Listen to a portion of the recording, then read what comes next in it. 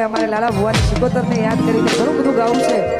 આજુ ઘણા બધા માતાઓ બહેનો બેઠા છે, બધાની વિનંતી આ બધા ગોઠવાઈ જાઓ. સિકોતરને યાદ કરીને ગવાતું હોય તારે. બસ શીખું શીખું કરતા